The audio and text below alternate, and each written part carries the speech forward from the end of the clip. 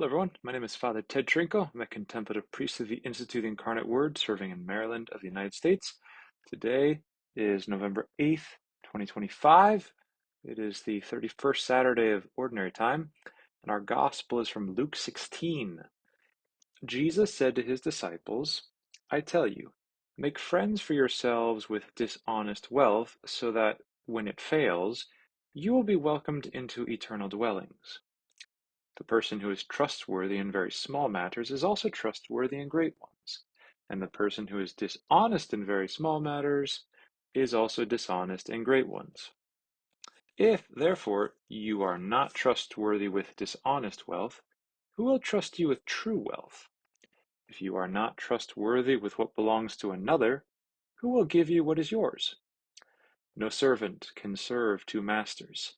He will either hate one and love the other, or be devoted to one and despise the other. You cannot serve God and mammon. The Pharisees, who loved money, heard all these things and sneered at him. And he said to them, You justify yourselves in the sight of others, but God knows your hearts. For what is of human esteem is an abomination in the sight of God. Our gospel today is the explanation of a parable that our Lord told about a dishonest steward who got fired for cheating his master, and this dishonest steward decided to make friends for himself so that when he got fired from his current position, he would have a place to stay. He would have individuals who owed him a favor, and then he could simply count on them to provide for him. And so this dishonored steward began to cook the books. He basically cheated his master. But the master ends up praising the dishonest steward because he made arrangements for the future. The master saw that the steward was taking actions to prevent himself from living on the streets once he was cast out. And so our Lord, in today's gospel, he is applying the lesson of this parable. He's saying that, we shouldn't cheat our employers out of money in order that we can make friends who will look after us if we get fired. But he's saying, I tell you, make friends for yourselves with dishonest wealth, so that when it fails, you will be welcomed into eternal dwellings. Now, the basic point here is that the dishonest wealth isn't wealth that was accumulated immorally, but it's a wealth that doesn't ultimately belong to us. That is to say, from a biblical point of view, whatever we have received, whatever wealth we own, actually belongs to God. It's not our wealth to use as we whim. It's something which we have to use it in accordance with the will of God. We are the stockbrokers of the Lord, if you will. We receive from him certain wealth, money, talents, and we are to invest them in accordance with the will of God. And so it's not dishonest wealth in the sense of immorally acquired so much as it's dishonest in the sense of it's not really ours. But we should use these talents, the money, the treasures God has allowed us to accumulate in this world.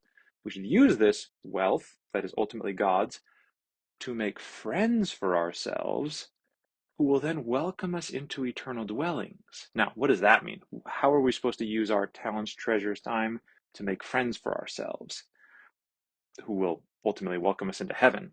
Well, the church fathers and St. Thomas Aquinas agree that the friends we should be making are the poor.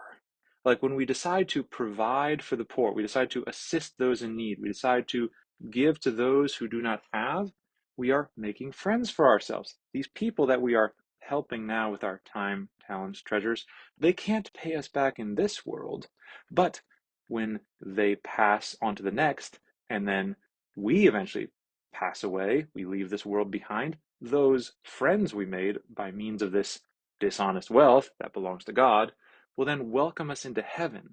So in a sense, we help them here on earth, they then go up to heaven, they then welcome us into heaven once we leave this world behind. This is the kind of notion, this is the interpretation that the church fathers gave to this.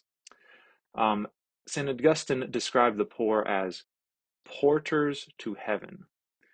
If we make friends with the doorkeeper by aiding them, they're more likely to let us in when we reach the pearly gates because they are the porters to heaven.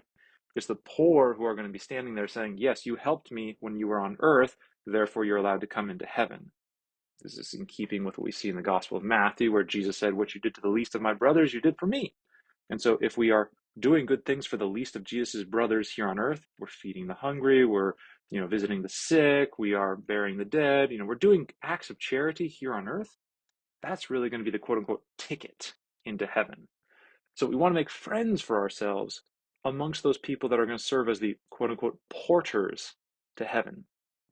St. Augustine said, for they who receive on earth will welcome us in heaven. That's to say, the people that receive our help on earth will welcome us into heaven.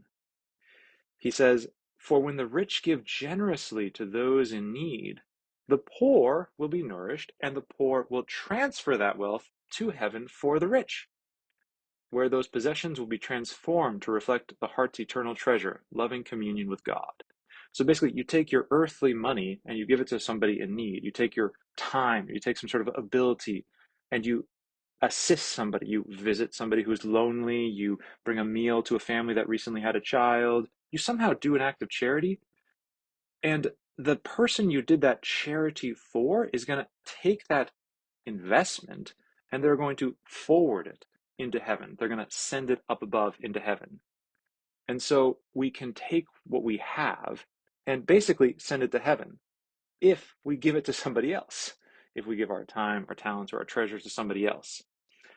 Back in the day, people used to send cash through Western Union. Nowadays, we use apps like Venmo to send money to other places. But, if you yourself can't bring your own money with you to heaven, but if you give your money to somebody else, if you provide for somebody in need, you are sending your money to heaven in a sense. St. Augustine, talking about another parable in Luke's Gospel, commented that the man did not realize that the bellies of the poor were much safer storerooms than his barns. What he was stowing away in those barns, the extra crops he had, the excessive food he had accumulated, was perhaps even then being stolen away by thieves.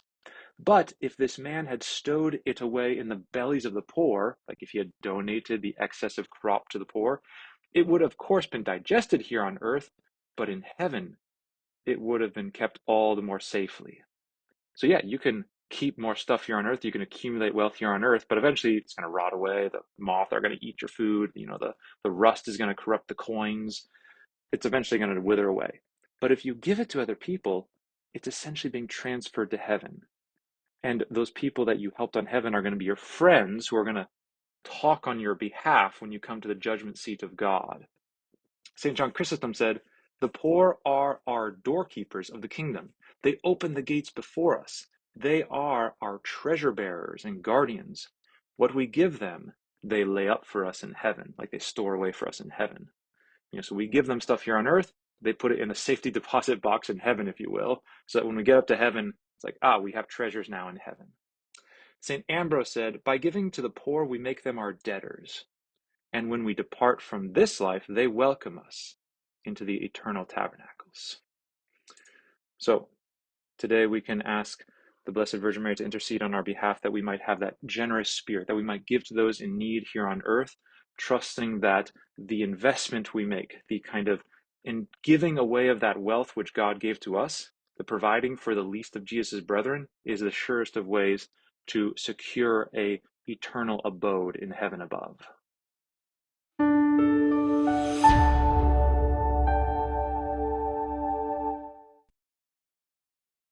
If you found this video fruitful, please feel free to share it with a friend or family member.